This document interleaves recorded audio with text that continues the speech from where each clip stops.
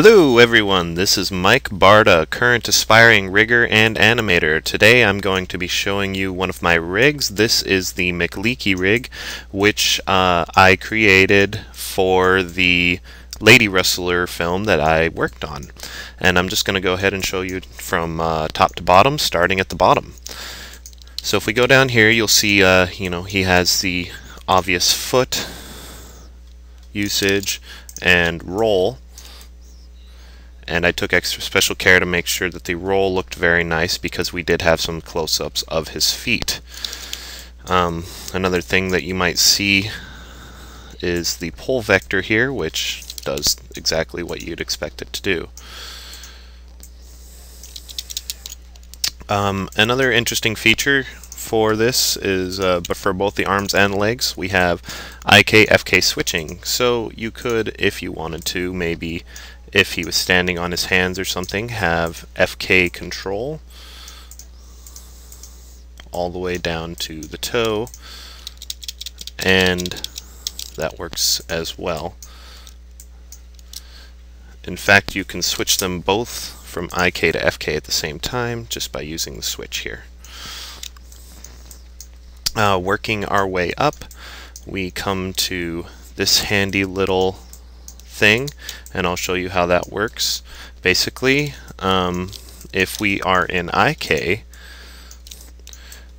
you'll see that this second halo here will allow you to move the waist and the chest along with the IK, so that you can, if you're spinning the character, that'll make it easier.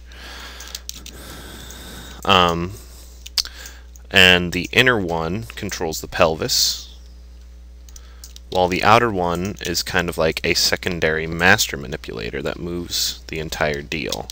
This is the primary one, and this one is there so that you can, say, rotate him from the middle, if that is where you would rather rotate him from. So, there's also finger manipulators, fully dexterous. It can go both ways if you need to break his fingers. I usually like to offset them sort of like this,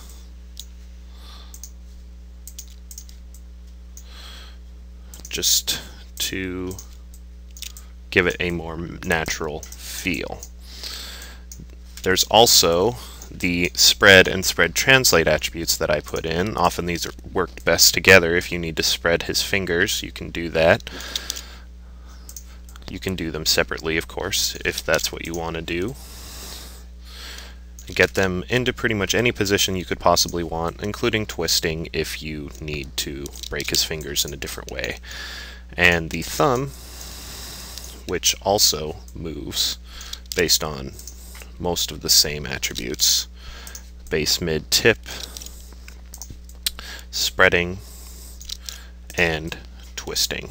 You can get the thumb pretty much into any position you want. Simple IK arm with pull vector here. And of course, IK, FK switching. Now the spine is an FK spine, so you can select it and move them all together. That's the way I like to move it.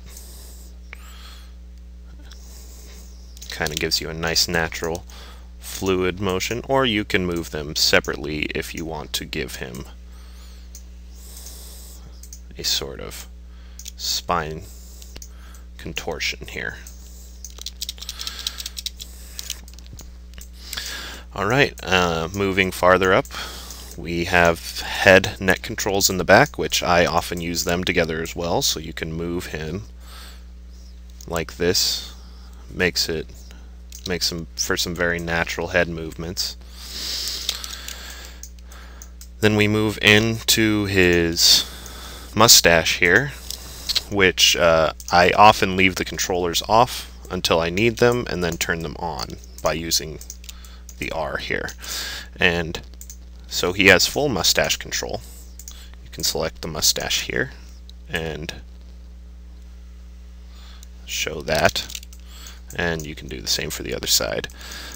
You'll probably notice that I've color-coded this rig. The left side is blue, while the right side is red.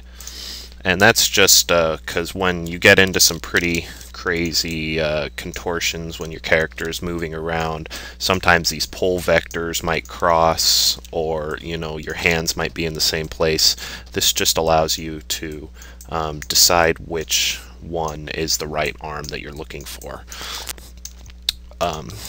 You've got some shoulder constraints here that allow you some extra control to the shoulder. We move up to his jaw here.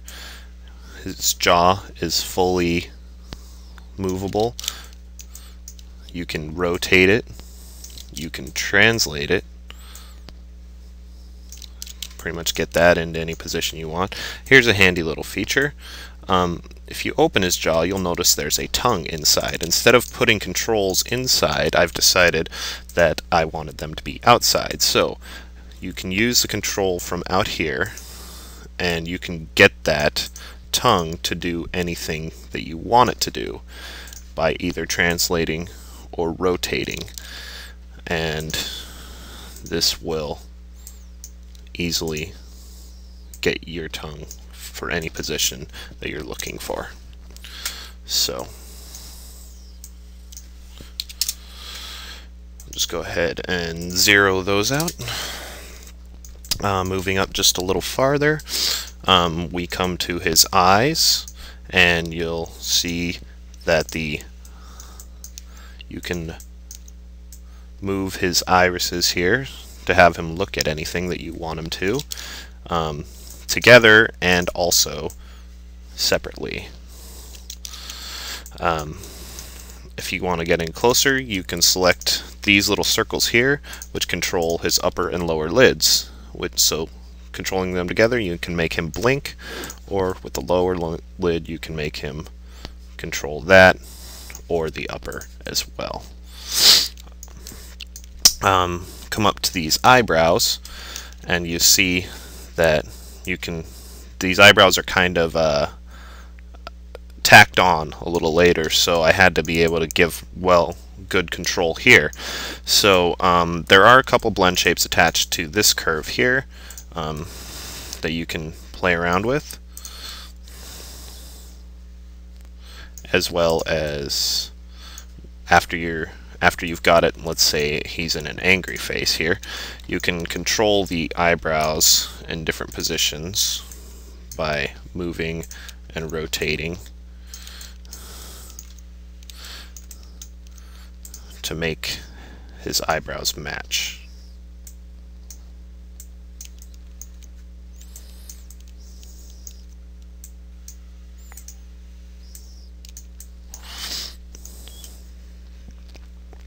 And that's the way that works. Finally, we come to his hat, and his hat has a full range of control. The way I did it is by inner control, outer control for each side, as well as control for the entire rim and then the entire hat itself. So here's the outer control for the hat, and then the inner control for the hat. Then you can select the entire rim and move that to any place that you need it. And then finally you could just move the hat around if you ever need to get rid of it. And that is the Mcleaky rig in its entirety. I hope that you've enjoyed my presentation of my rig, and I'll see you for some more videos here very soon.